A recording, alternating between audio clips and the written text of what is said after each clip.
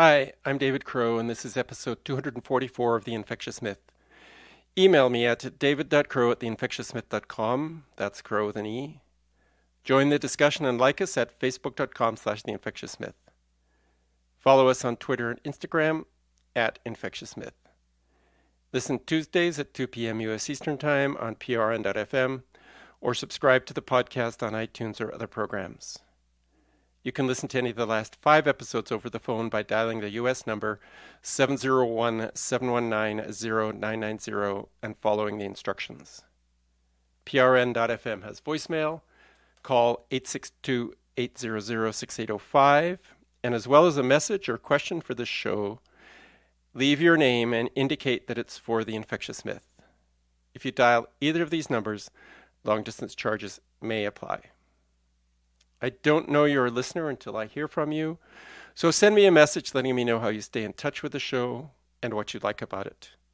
If you include your mailing address, I'll send you a little thank you gift, one of the bookmarks I make by hand using my own photographs. I do really love to hear from my listeners. Don't be shy. You can make a one-time donation to the expenses of the show via PayPal using the email david.crow@theinfectiousmyth.com. Or you can commit to monthly donations at patreon.com or liberapay.com, where we are also Infectious Myth, one word. We appreciate all our listeners, but if you want the show to continue to grow and improve, consider paying a small amount for the information that you're gleaning, for the support you get for some non-mainstream ideas, and the challenges you get to others. I know you like independent media. I know you think it's important that there's media that's not contaminated by the sources of revenue, whether those sources are the pharmaceutical industry or other places that will inevitably influence the news, even if the media workers don't believe so. But you can't rely on other people to do everything for you, and it doesn't have to be a big burden. Even a few dollars a month makes a difference, and it will gradually mean that I can spend more time on this podcast, maybe hire an engineer, maybe show up at some conferences where I can get some good interviews, other things that I can spend money on in order to do a better job. If you'd like me to speak at a meeting of an organization you're a member of, on any topic that you think I have an interesting and worthwhile opinion on, I'd be happy to discuss this with you. I appreciate you commenting and suggesting guests. I appreciate your financial support as well. Thanks for listening and for recommending this show to your friends. Well, this week we have a fair amount of time for feedback, so let's get to that.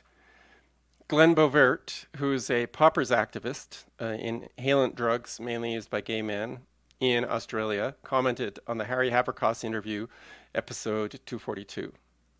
David, a very important interview with Harry Haverkos. Keep them coming. I would add that great weight should be given to coincidences, as well as intuition, instinct, experience, insight, reflection, one's bullshit detector, Freudian slips, and good old-fashioned research. One does not always need to conduct an experiment, for example, to know something.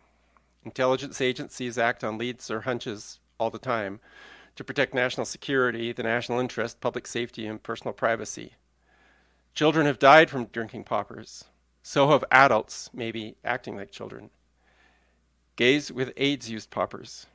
Gays with AIDS did not, but maybe they were using crystal meth or cocaine. You mentioned the Canadian Airlines flight attendant who was apparently AIDS patient zero.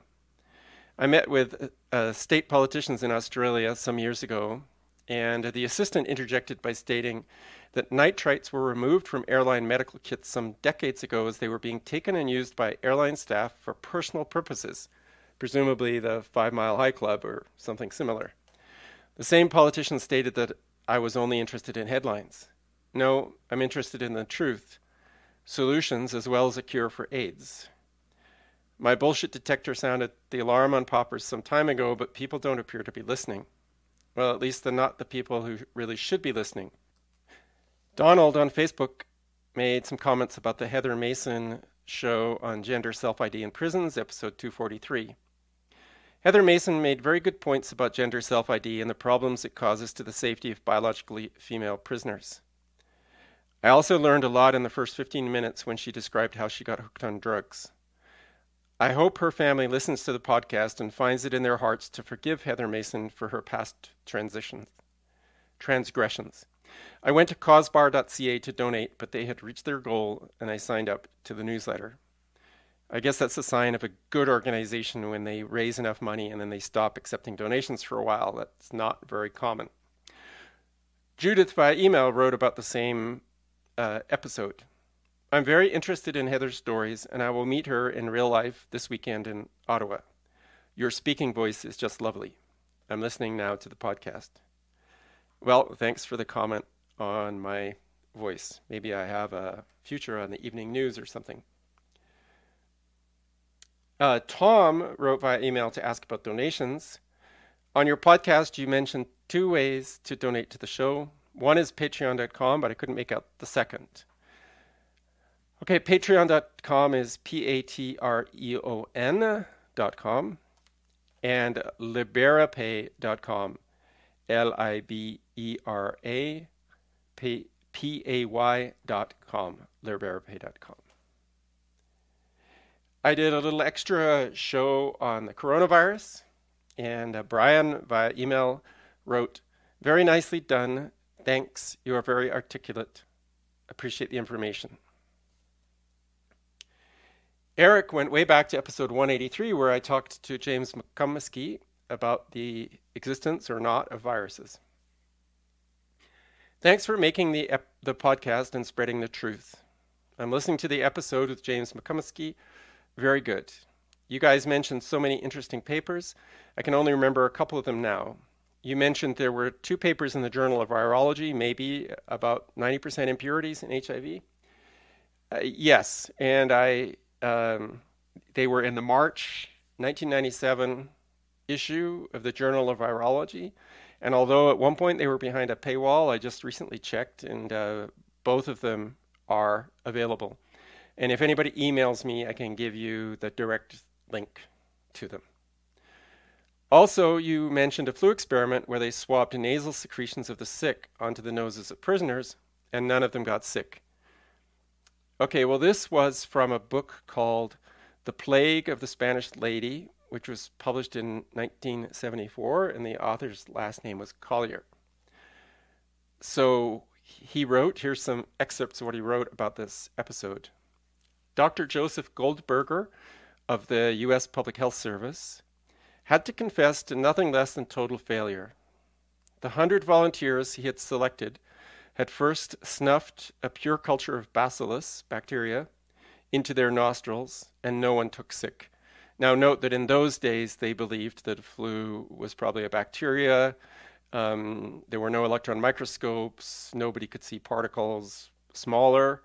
Now influenza is believed to be a virus. Not sure I agree with that, but that's what most people believe. So continuing. Next, they were injected with a brew made up of 13 different strains of the Pfeiffer bacillus. Result, negative. Their throats had been treated with the mucus secretions of men already sick.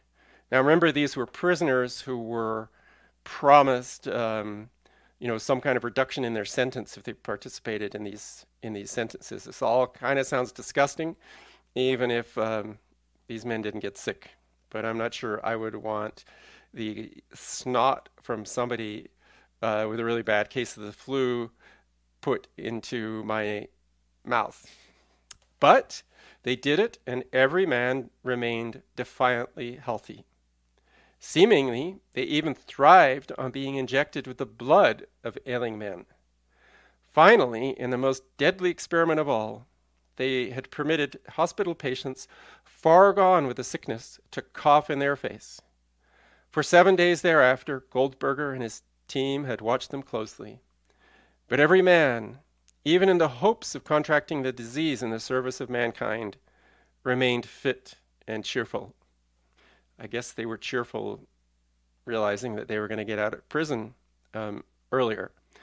But that was exposure to the supposed 1918 flu. And you might say, well, it was 1918, 18 and nobody could isolate a virus. As I said, there's no electron microscopes. Technology was much more primitive. But they were directly exposing these people to the nasal secretions and other aspects, which, if anything contains the influenza virus, it should be those things. So even if they thought it was a bacteria, it didn't really matter to these experiments. Whatever the infectious agent was should have been transmitted to these people, but these healthy prisoners did not get sick, so their experiment was a total failure. Again, we tackle a transgender issue. This time the issue of biological males in female sports. Gender identity issues are tailor-made for the show, not just because the impact of this ideology is so wide-ranging, but because the mainstream media has historically not touched the issues, although this is starting to change. In the US, those who oppose transgender ideology have generally been characterized as right-wing, conservative, religious. Not entirely true, but there's an element of truth to it. But in the UK, the movement contains a lot of left-wing feminists. Almost all members are sympathizers of the Labour Party, the UK's main left-wing party. But now there is a leadership campaign, and all the candidates, most notably the women, are falling over themselves to see who can erase women's rights to same-sex spaces the fastest. Organizations advocating for same-sex spaces and that homosexuality is a same-sex attraction, not a same-gender attraction, have been called hate groups by the leadership of the party, leaving a lot of feminists and LGBT people politically homeless. Well, sports is no less controversial, as we shall see. Let's go to our guest now. Gregory Brown has been a professor of exercise science at the Department of Kinesiology and Sports Sciences at the University of Nebraska in Kearney for over a decade.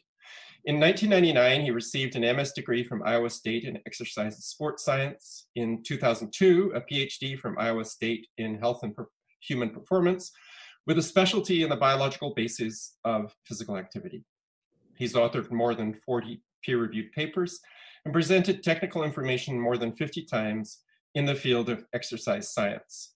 Journals that have accepted his paper include the American Journal of Physiology, the International Journal of Exercise Science, the Journal of Applied Physiology. His specific area of research is the endocrine response to testosterone supplementation in men and women. Recently, he submitted an expert declaration to a court in a case involving the issue of whether biological men self-declared as trans women should be able to participate as women in women's sports. Welcome to the show, Professor Brown. Well, thank you, David. Thank you for having me on the show. It's a pleasure to talk with you. Yes, well, I think this is an important issue and a lot of people are just becoming aware of it. But can you briefly describe the main concerns that resulted in the court case for which you gave an expert declaration? All right, so I guess this whole case is centered in Connecticut, where there were two boys competing in girls' athletics, and these boys identified as transgender, and that's why they were allowed to compete in girls' athletics. And they won the competitions in the sprinting events, the 200 and 400 meters. And there were several girls who competed in those events who subsequently contacted Alliance Defending Freedom, and they're working with the Alliance Defending Freedom. They filed a complaint with the U.S. Department of Education, and just recently they have filed a lawsuit to try and get an injunction to prevent transgender male to female boys from competing in girls' athletics on the basis these girls think that it is unfair that they have to compete against boys in women's sports.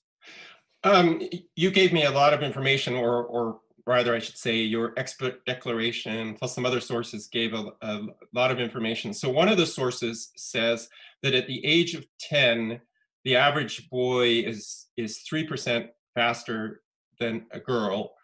But by 15, that's a 10% difference, and it stays consistent throughout their life. And for jumping, it's about 6% at age 10, 20% by age 16, and stays consistent. I mean, are those sort of typical male-female differences? Yeah, absolutely. I mean, if we look at children, look at little kids, there's a little bit of difference between boys and girls. Generally, boys are going to outperform girls. But again, it's small, 3% or so. But once puberty hits, generally around age 10 or 11 or so, you really see this divergence between the performance of boys and the performance of girls. We would typically expect in running events, boys and men are going to perform 10% better than girls or women.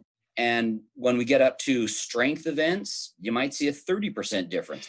And for context, what would the difference be between the winner in an Olympic running event and the second place in terms of a percentage? A term you see thrown out a lot of times is we're talking about a 0.25% difference between first and second place quite often. So if you have a 10% disadvantage due to your female biology, like you're out of the running, right? Oh yeah, you're absolutely out of running. I guess a case in point that helps exemplify this is last year in Division II college athletics, CC Telfer, who was male and identified as female, won the event. And I can't remember off the top of my head if it was a 200 or 400 meter. I think it was 200 meters, but it could be 400, by over a second and a half above the next woman in line. And so this is a transgender male to female athlete that won by a second and a half in a sprinting event. And typically you would expect the spread from first through seventh place to be about a second and a half. Wow. So in the history of sports, like women's sports is relatively new. I mean, it maybe 100, 200 years ago, women's sports was pretty much forbidden or ignored or whatever. But have male and female sports always been segregated, at least at the time of puberty and above? You know, that's interesting. It's hard to say exactly, but generally speaking, yes, there have been men's sports and women's sports. For a long time, there wasn't even really women's sports. It was in 1972 when that Title IX was passed that we saw the development of women's sports in the United States and also spreading around the world. And the purpose of Title IX, one of the purposes, was really to make it so women had equal opportunities in athletics that men did. And so that's when you started to see the increase in the number of women basketball teams and track athletes and things like that, because now there were opportunities for them to compete. Yes. Another indication of the difference, I think in your work, you had a table that showed that for the 100 meters running, there were 124 boys in 2017 that exceeded the best adult female result for that year, and around 2,500 adult men. Yes. And that's comparing the world record for women compared to the number of, again, these are boys under 18. So 124 boys under 18 were faster than the world record for women. And that women's world record has stood for a number of years. Right. Nowadays, this is an issue is a big issue with trans athletes who want the right to run as women. They feel like they're women, therefore they should run as women. But I found some quotes by some feminists which seem to be saying similar things, or well, maybe not similar, but seem to also be saying that male and female physical differences are not that great. And I'd just like you to comment on what you as an expert in this area feel about the scientific validity of these statements. So a woman named Jagger in 1983 in a book on human biology and feminism wrote, "In some societies, females' lower social status has meant that they've been fed less, and so the lack of nutrition has had the effect of making them smaller in size." So is this a reasonable scientific statement? What I have seen, if we look at modern athletics, no. Since 1972, again, with the increase in female athletics, there was a huge increase in women's performance the first 10 or 15 years after Title IX. But since the mid-1980s, really, a lot of the differences between men's athletic performance and women's athletic performance has pretty much stabilized at that 10% greater performance for men and up to 30% in strength. And again, that's stabilized. And so that would tell me that the first 15 years may be due to women developing the training habits and training facilities and opportunities to optimize their physical performance. But in the last 30 some odd years, women have been able to train the same men. Women have been able to have same access to sports nutrition and other dietary abilities as men. And we still see the differences in male and female performance. Yes. So here's another one, an author named Fausto Sterling. Uniformity in muscle shape, size, and strength within sex categories is not caused entirely by biological factors, but depends heavily on exercise opportunities. If males and females are allowed the same opportunities and equal encouragement to exercise, it's thought that bodily dimorphism would diminish. I mean, I guess you've kind of answered this. You're basically saying it's equalized and there's still a difference. Is that correct? Yeah, that's true. I mean, and we can see this just if we look at the average individual. The average American man is, much taller than the average American woman. He outweighs the average American woman. And you see that across societies. And also we look at muscle mass. Men typically have 40% more muscle mass than women. And that is even, in a society like you might see in Scandinavia, which is as, equal rights for everyone as you can find. Mm-hmm. So, the information that we have on physiology, on anatomy, on these anatomical and physiological differences between men and women, they're in every textbook on the topic. They are, supported by tons and tons of research showing that men are stronger, men are faster, men are taller, men have greater bone mineral density, men have larger hearts, they have higher hemoglobin concentrations, all these things that will give them an advantage. And it comes down to the, XX or XY chromosomes. Yes. Like some of the things you listed as difference, I think you mentioned some of them just now, but muscle mass, muscle strength, less body fat, higher bone mineral density, greater bone strength, higher hemoglobin concentrations, like more oxygen retention, larger hearts, larger coronary blood vessels, larger overall statures, lungs, et cetera, et cetera. It goes on throughout the whole body. Yes, it does. And also, I guess, the pelvic structure, because women have a wider pelvis to allow a baby to be born, and that's not optimal for running either.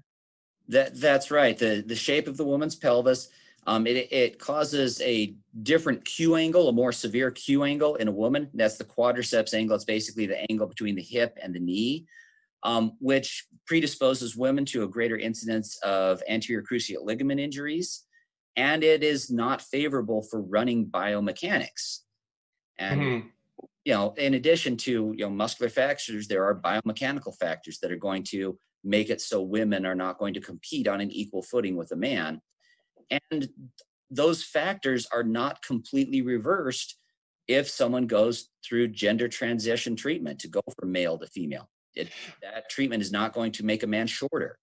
Yes. So, okay. So I got a couple of things that you've kind of brought up. So, in your opinion, if women can never achieve the same status, the same speed, they can't throw, jump as far as men, what is the benefit of sports to women?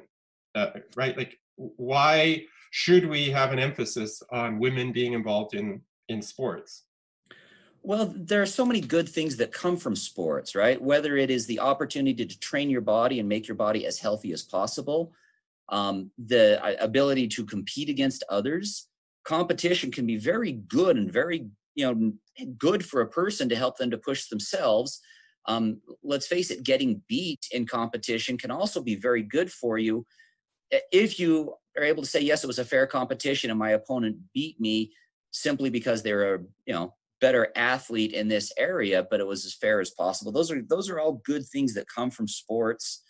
And so we shouldn't deny women the opportunity. We should allow women to compete against women and allow men to compete against men.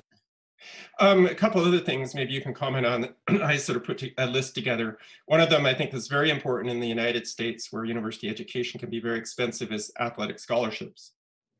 Oh, thank you for bringing that up. And that is, again, one of the big things that has affected athletics with Title IX legislation is that universities that are receiving federal funding need to give opportunities for female athletes that are proportional to the opportunities for male athletes. Mm-hmm.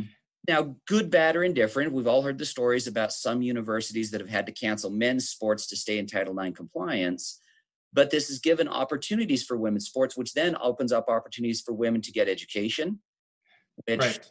you know, as you mentioned, be very expensive. So a college scholarship can be a huge deal for anybody to be able to do an education. Right. And it can get a smart athletic girl into a university, you know, like Harvard or Yale or something that they never would have had an opportunity to without. Yeah. Yeah, and absolutely. And then, you know, introduce them to all the benefits of being in a university with education and meeting people from different cultures and, you know, having professors from different areas of specialization, opening up career fields that maybe they hadn't thought of before. And they go to the university, find out that there's things they can major in.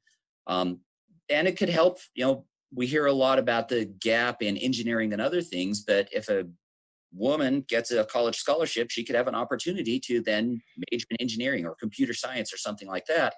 Right. Where without the scholarship, she wouldn't have that opportunity. Right. Another thing I wondered if you know anything about this, I feel that women have to deal with a lot more body image issues than men or girls. Let's say, you know, this starts as their body's starting to develop, that there is all these perfect sexually attractive women in magazines, and girls are all supposed to look like that, you know. But does sports help with body image issues? Like, it gives an alternative standard against which to measure your body as opposed to the beautiful movie star image?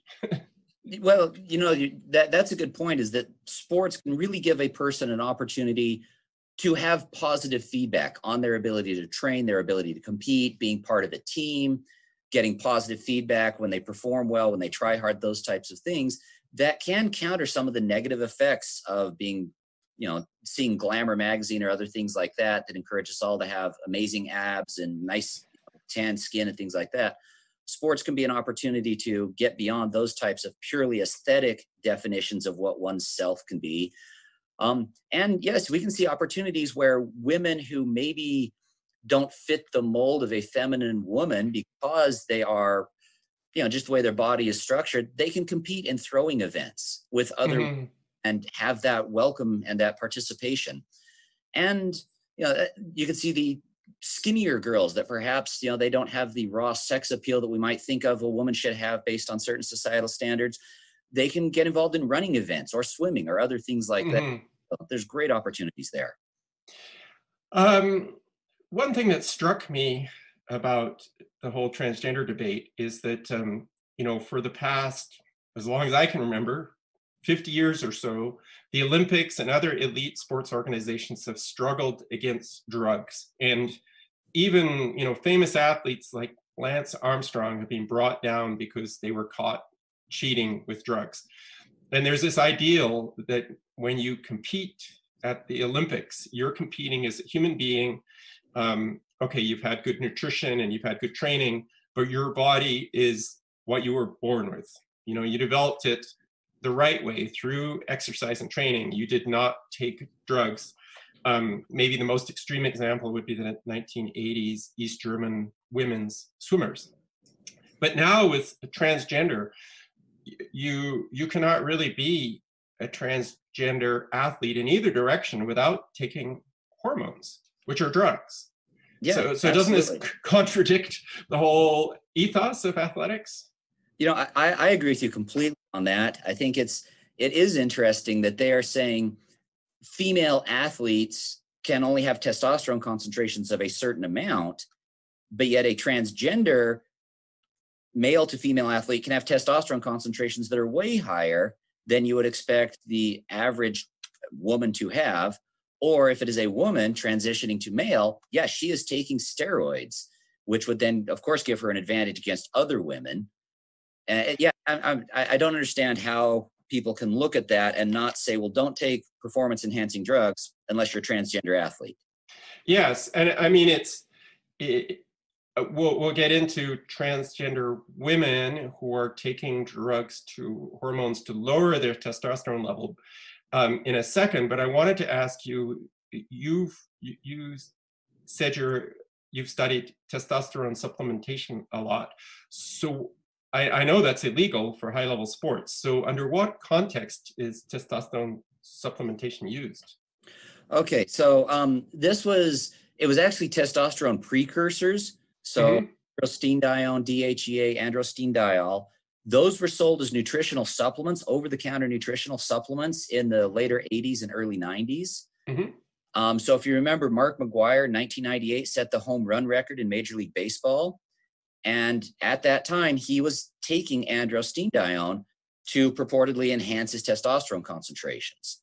And at the time, it was legal to take that because it wasn't a banned anabolic steroid. And so a lot of people were taking those types of supplements. They were a major market force in the supplement industry. And so we did research on them, actually found out that they didn't boost testosterone concentrations in men, but they did boost testosterone concentrations in women. In 2004, the US Congress revised the Anabolic Steroid Control Act, and then they did another revision on 2014, which have made it so that those products can't be sold over the counter. And most sporting organizations somewhere between the mid-90s to the early 2000s also came through and said, you can't take these testosterone precursor supplements. Okay, well, you say they're precursors, but then you also said they don't increase testosterone in males. So, but they're doing something to improve performance. So what do you know what they're actually doing?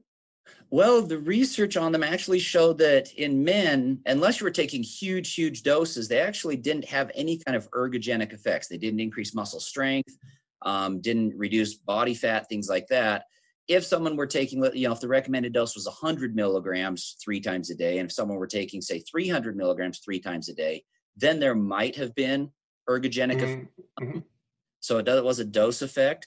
And again, that was in men. And again, this comes down to the differences between men and women. In a man's body, there are testes that secrete testosterone. And so taking these hormonal precursors to testosterone, the body said, well, we don't need this, and excreted it in other ways. In a woman's body, however, where they don't have testes to make testosterone, you give them the precursors and their body did convert it to testosterone. Okay, so for men, it was more of a placebo than anything else? Absolutely, yeah. For men, it was a placebo. Interesting.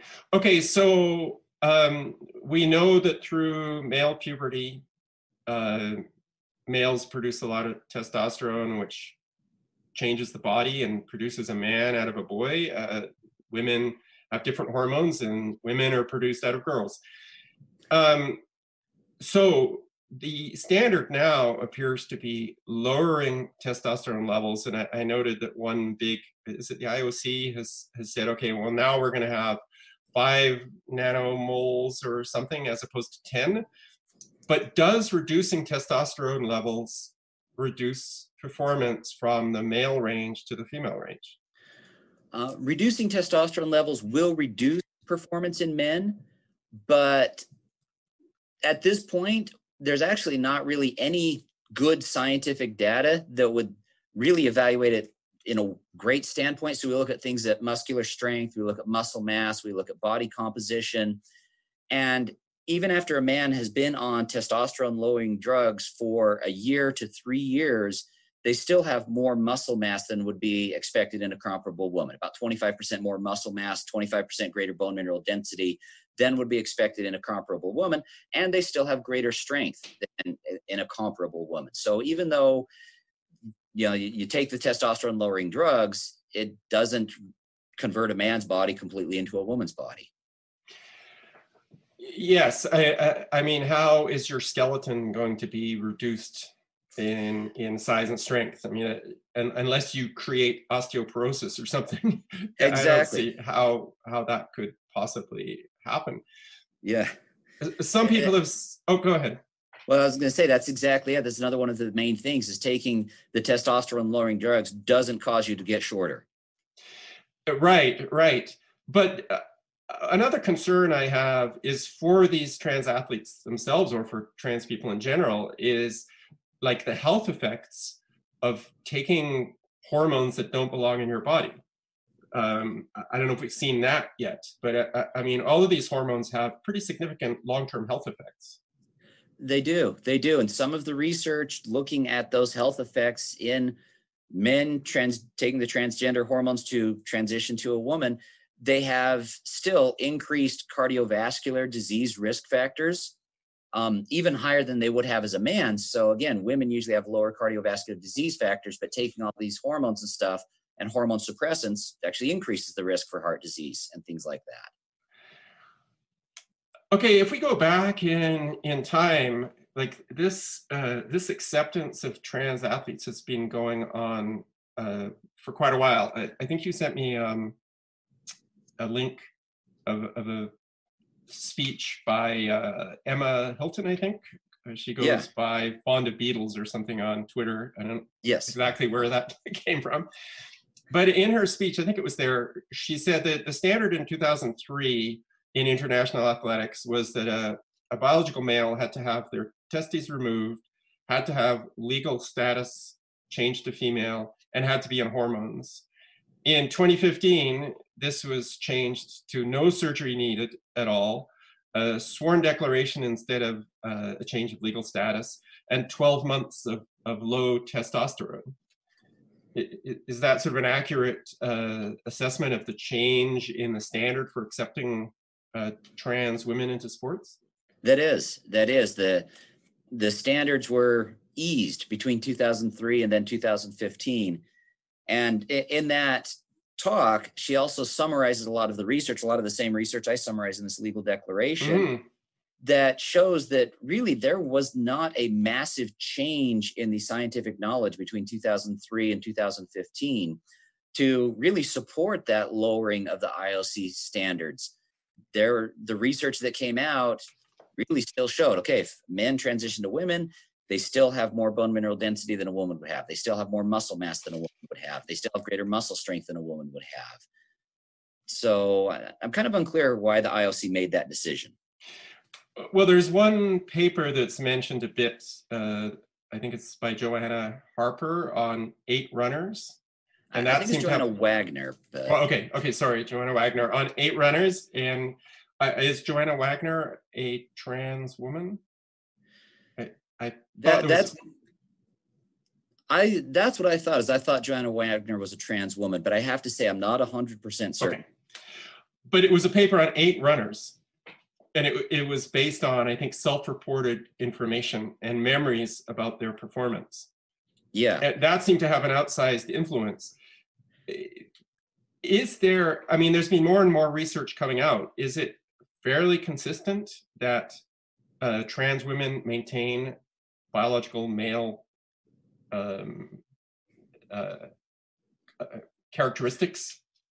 Yes. The research that is coming out is still pretty consistent that a transgender male to female athlete does not lose all the advantages of male puberty. They still have a higher bone mineral density, still have higher muscle mass, muscle strength, still greater stature, those types of things. It's been consistent over 20 years, basically, of research. The IOC and other organizations seems to obsess about testosterone levels. I believe, I sort of mentioned this earlier, but I have it in front of me now, but the current level, I believe, is 10 nanomoles per liter testosterone, and they're thinking of dropping it to 5. But 10 nanomoles, I believe, is about 5 times the level in women athletes.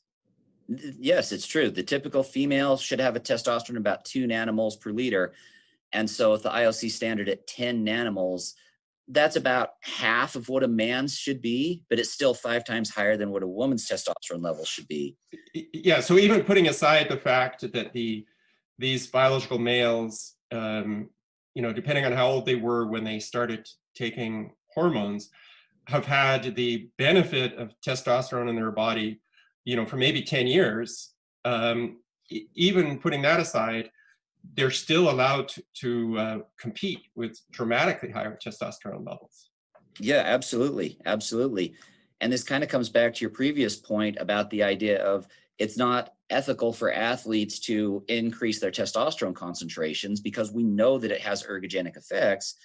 And yet the allowance of female athletes with a 2 nanomole per liter testosterone normal to compete against male to female athletes with a fivefold higher testosterone seems kind of, like a cognitive dissonance issue.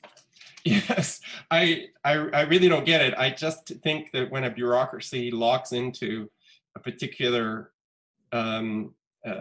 viewpoint, there's going to be a lot of loss of face if they have to radically change that viewpoint, and then to say, testosterone levels are not a good marker of performance differences between men and women, therefore we've got to do something completely different.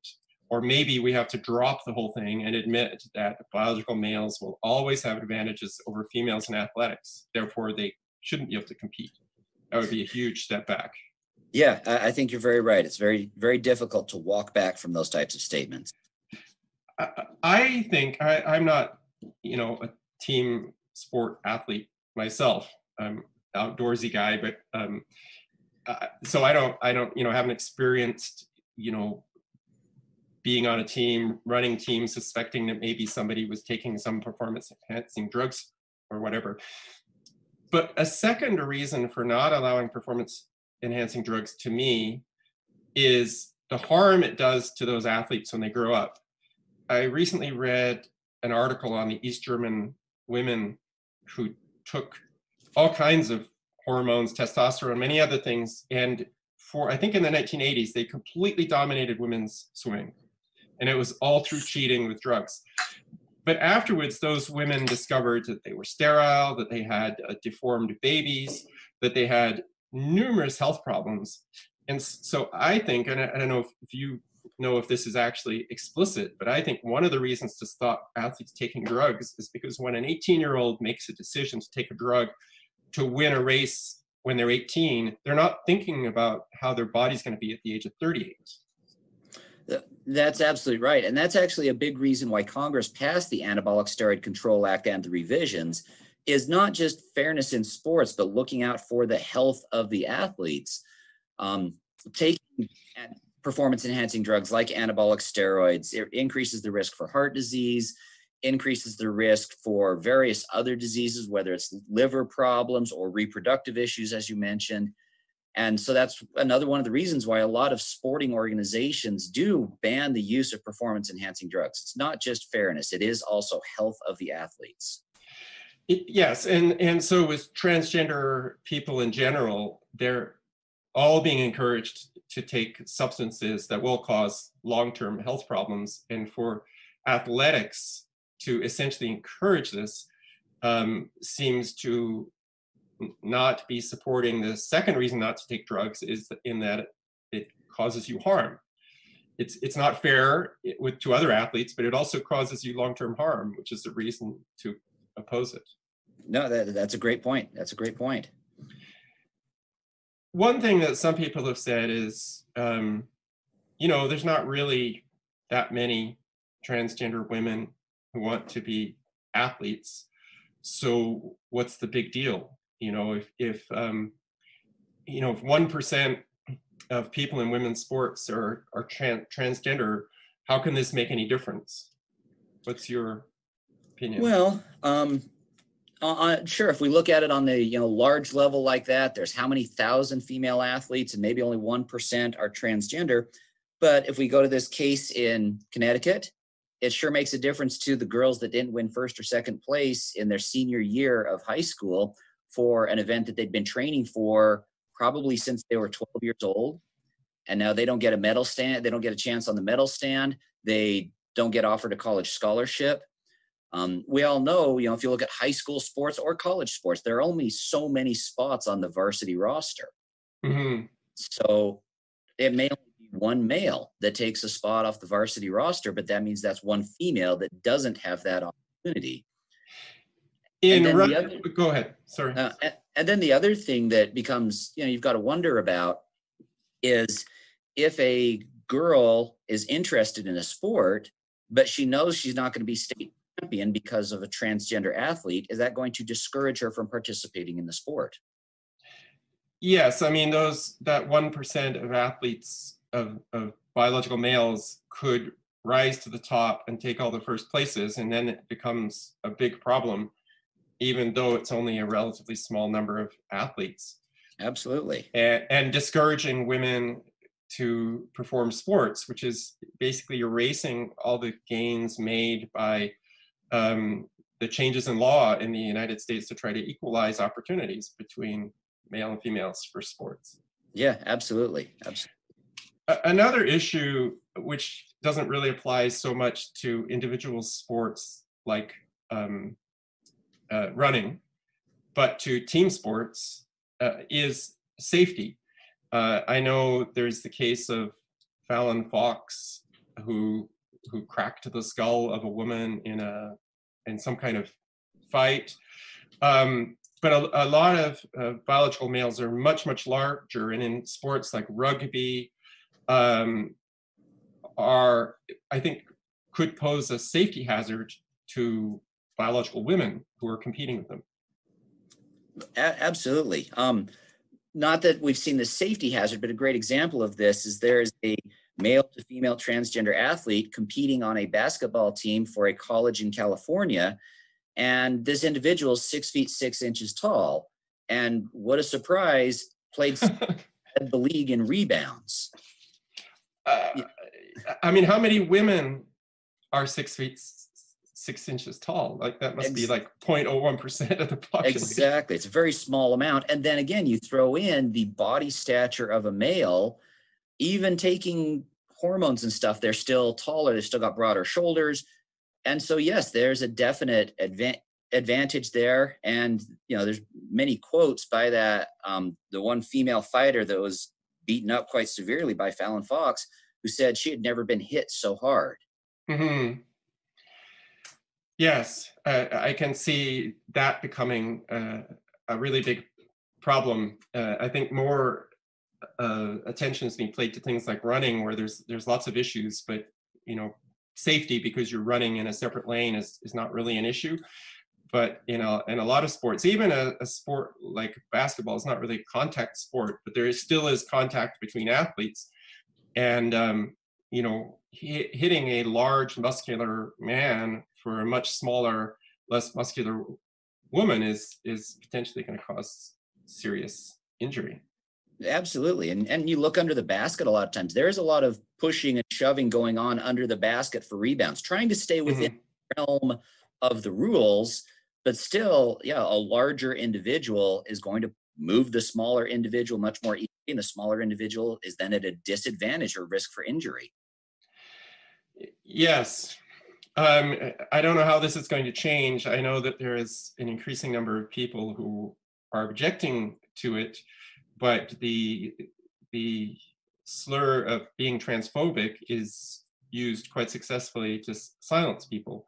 I'm sure there's a lot of, it's not just women who are opposed to this. There's a lot of dads who want their daughters to succeed in sports who are upset when they see this going on. Yeah. I can see, as a parent, yes, I would be very, very discouraged and frustrated if my daughter, if her safety were at risk or her just the ability to be a champion was impaired because of an athlete with a physiological, biological, anatomical advantage. That, and again, it's not just that it's a woman that was born larger than another woman. This is a man who has transitioned tried to transition to a woman. Yes, I mean, within women, there's a lot of variation in strength and size and stuff.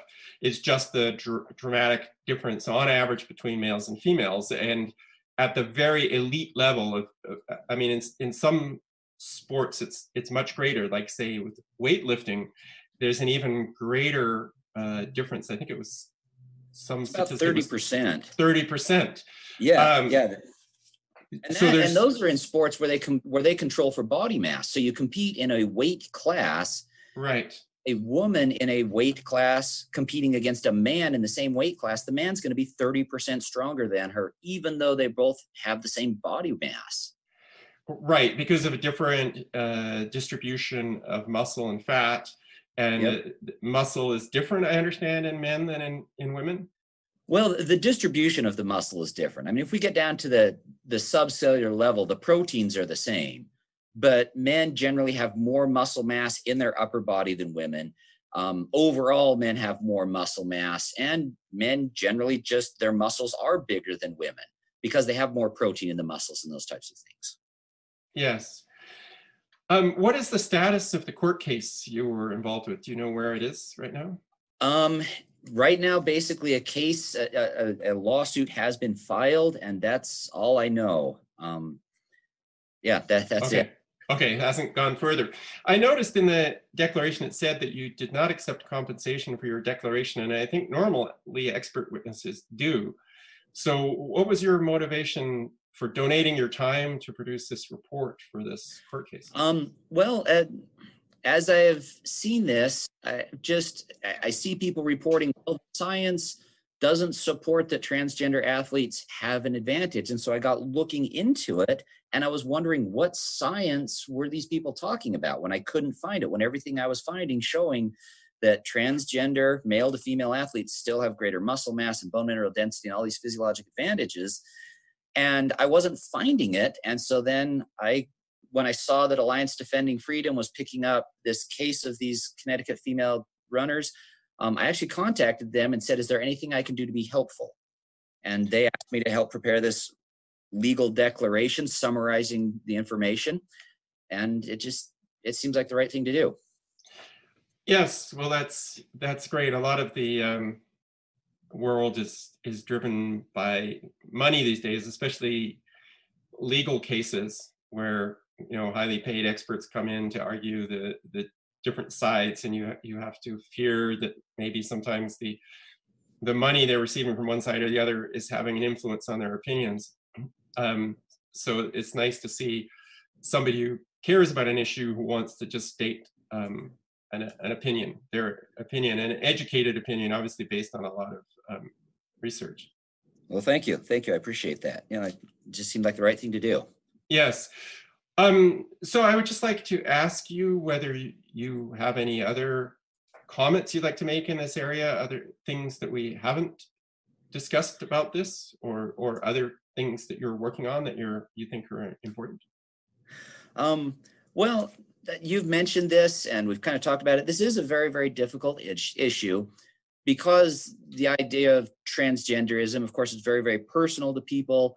And I'm trying to just stick with the physiological, known scientific differences between males and females and the effects of the transgender therapy and how it still allows males to have, transgender athletes to have an advantage over cisgender females. I can't think of anything else particularly I want to add other than it's actually been fascinating looking at all of this and seeing how many male athletes outperform the world record females, and in all sorts of areas. That's been very interesting to look at and informative. Yes, and I think like I mentioned a couple of quotes from feminists. It's kind of interesting that there's been a bit of a change in how feminists have approached sports, because they've come up against reality, which is that male and female bodies are very different, and that influences a lot of things in life, and has maybe the biggest influence of all is in sports. And if you try to deny that difference, well, theoretically we should have co-ed sports, but if that was the case, there would be no women in elite sports. Exactly. Yeah, you'd have your token women on the team, but they all sat on the bench because they can't compete with the men. Yeah, I mean, for a lot of sports, it would be ridiculous. Like if you look at American football, for example, like it would be so clearly unsafe to have women on a team with those enormous men. Absolutely, yeah. Like I would be unsafe on the field, and most men. But I mean, we're not talking. I guess that's one thing about sports is we're not really talking about the average man, right? The average man is not on an NFL team. The men who make it to an NFL team are at the extreme level of muscle development of biological males. They're not average in that athletic way. Yep. Yeah. And I guess that's one thing people have, and you mentioned this earlier, where people say, well, at these elite athletes, the difference is smaller. And it really isn't. With the elite athletes, the differences between men and women are still there, physiologically, anatomically. Yes. There are there are lesser differences in, say, running than in the sports that require a lot of muscle mass, but still a 10% difference. If the difference between first and seventh is maybe 1% time difference or 2%, then a 10% difference based on anatomy is exclusionary. You're just not going to get there. Yeah, it's huge. Yes. Well, I'd really like to thank you for sharing your knowledge with me today, and for contributing to this court case, which I think is important, and hopefully we'll hear where it goes fairly soon. All right. Well, thank you, Dave. It's been a pleasure talking with you. Pleasure to talk to you too. Thank you very much. You're welcome. Have a good day. Bye-bye. Thank you for listening to episode 244 of The Infectious Myth. If you have a comment, question, or suggestion for a future guest, please email me at david.crow@theinfectiousmyth.com. Like us at facebook.com/theinfectiousmyth. Follow us on Twitter and Instagram at infectiousmyth. Commit to monthly donations of any amount to Infectious Myth on patreon.com or liberapay.com. Until next week, thank you and goodbye.